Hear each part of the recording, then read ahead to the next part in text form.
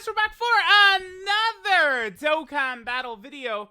Global had an update last night and a small data download. Now, the data download is not the craziest thing ever, right? Like the characters are not like the I don't know how to say it. Like, you know, I think these Team Bardock units could be solid. We'll go over them in depth in a second. They could be solid if the Team Bardock is given the Ginyu Force treatment, which I really could see, because, they did a lot of the stuff first for the Ginyu Force, and then they did a very similar concept with a lot of these Team Bardock units.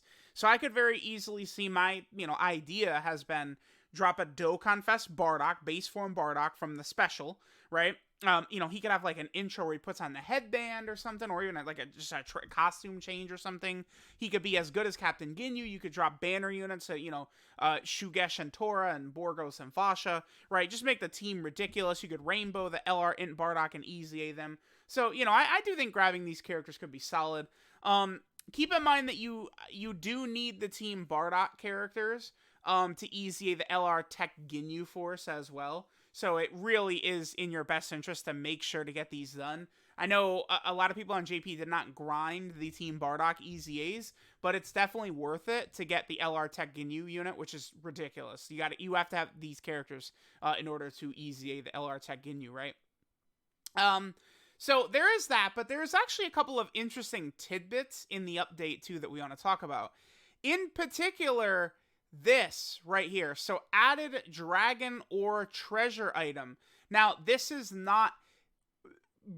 Global actually did something different here, right? So what happened is that on JP, the way it worked is when the anniversary started, all of the dragon ores that you had acquired from, the missions, the missions of the 7 masters, the 7 weeks leading up to the anniversary, you would get all those dragonstone ores, like the ores, and there was a maintenance when anniversary started, and that converted the ores into stones in your gift box. So people would grab it out of their gift box automatically and then be confused about what happened. Many people did not realize that they had already gotten their stones from the dragon ores. Now, it looks as though it's actually going to be different on Global. They actually just, with this update right here, they made the dragon ores an actual treasure item. So you can use them to actually exchange for stones, during the global anniversary. So that is good. I think that's probably a good change, right? Because it'll lead to less confusion, because it's sort of advertised as exchange them for stones. But like previously, the game, JP just did it by themselves. So I do think it's a pretty good thing that they did this. So this way, players will know to get their stones, right? Rather than just quickly grabbing them out of their gift box. Because I think what happened is a lot of people on JP, they grabbed it and thought it was just like a first anniversary sort of gifting bonus that they gave. But it was actually the dragon ores, right? Another huge update. I think that this is just... I can't believe this is happening after 7 years. Okay, so in the app now, when you're looking at, say, celebration info or something like that, it will now display your local time for celebration info and banner times and everything, which I don't... It really took them that's such an obvious thing, because this was the fact that the time they had picked. This was so confusing for people. Just the way it fell, right? It was just a nightmare. So now no one has to deal with that anymore, right? The other thing that was weird is when the game was in maintenance, it would always display what time it would get out of maintenance in your local time. So it's weird that a lot of the celebration infos and stuff like that was not like that. But that is good. This is a huge change. I'm in some Dokkan group chats and stuff like that. I saw people saying oh, this is bigger than version Z, right? This is very helpful for a lot of Dokkan players. So that's good. I do like that. That is definitely a huge global W right there, right? Okay, so let's go ahead and take a look here. Oh, actually, we could read through this. So, added new language options. That's good, right? Spanish, right, was added to it. which is very, very good, right? You know, giving more languages, more options in here, I think is really good because Dokkan, of course, is a worldwide game. It's not, you know, just in like the United States or something like that. So that's really good. So fix some bugs again. So they added German and Spanish versions, language right there. Bam. Um, Again, they updated this right here. Okay, perfect.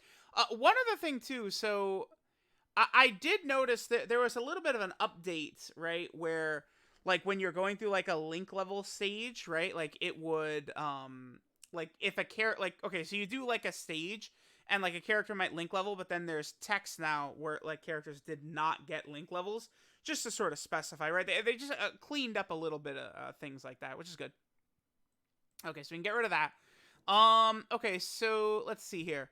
So we have the new characters. We'll look at those in a second. The dragons or treasure item it now is. They added the German and Spanish fonts, assets, and updated several card assets, mostly essay quotes. Interesting. These are very early characters, as you guys can see. Like SR, Captain Ginyu. There's some Quees in here. Interesting that the fighters, like enemies, are cards that were updated. I don't really know why. This Gotenks has never even released on Global. Hopefully he will show up one day.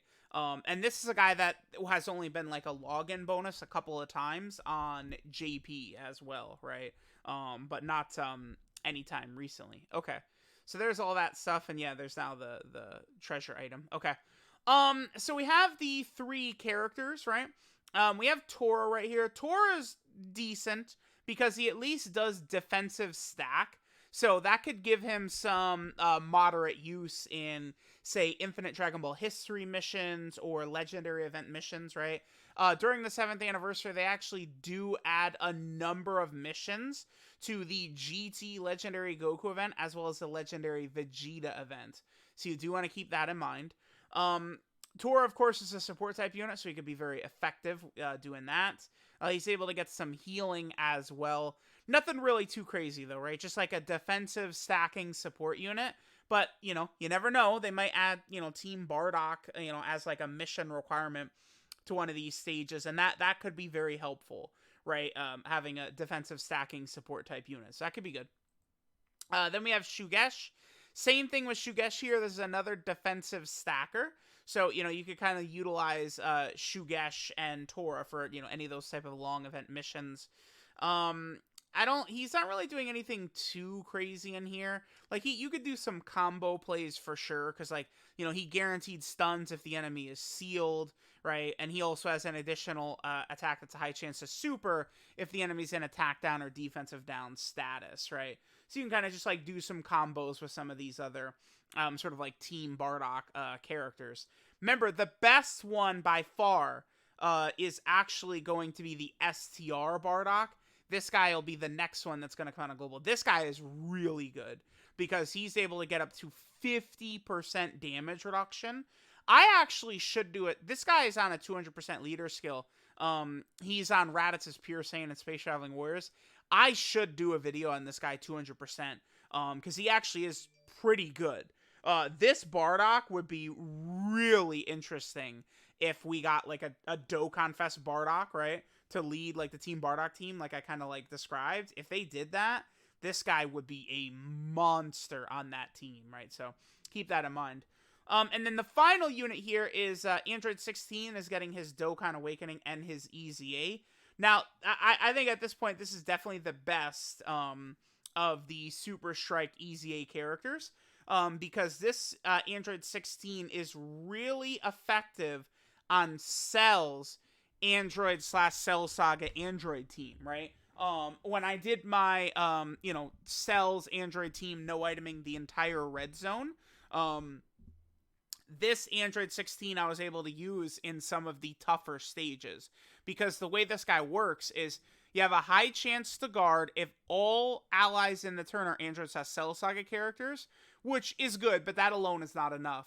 But then he gets 60% damage reduction when that guard is activated. That's what makes him untouchable, right? And when I say untouchable, I mean if that guard procs, no red zone boss is really hurting this guy either. Like, guard plus damage reduction is unstoppable, right? Now, when this guy came out, there was no AGL cell, right? So this wasn't really like a feasible ability. But now the AGL cell exists and you have like 19 and 20, 17 and 18, right? You know, you run the cells team. The only non-Android Cell Saga character I was really running was a Super 17. But I found it very easy and very effective to run like a Super 17 on one rotation, and then this Android 16 on the opposite rotation, and then just float the cells, and then have 17 and 18 and 19 and 20 be on the rotations with the Super 17s. It worked very well. So if you are a global player who got AGL Cell, definitely make sure to grind this guy up, because he could be a very strong option in any content where you're going to use a mostly Android Cell Saga team. If, you know, as long as the coin flip goes your way, right, 50% chance this guy doesn't take damage. Red Zone Broly, Red Zone Omega, none of those guys can hurt this guy, right? And keep in mind, too, that, you know, he reduces damage received when guard is activated. So if you're fighting, say, Red Zone Bojack, who is the strongest tech enemy in the game, this guy will auto guard, because if an int unit is hit by a tech unit, it counts as, even if this doesn't activate, it still counts as him guarding, so the damage reduction will activate. So this guy destroys Red Zone Bojack, which is, you know, one of the toughest fights in the game. So definitely make sure to grind this guy up. So let me know what you guys think of the global update and data download. I do think that I really wanted to just like mention that on video, how good it is. That global got, like, you know, now it'll display in your local time. I think that is absolutely huge, right? So let me know what you guys think of the update and data download. Thanks guys for watching, and I'll catch y'all next time.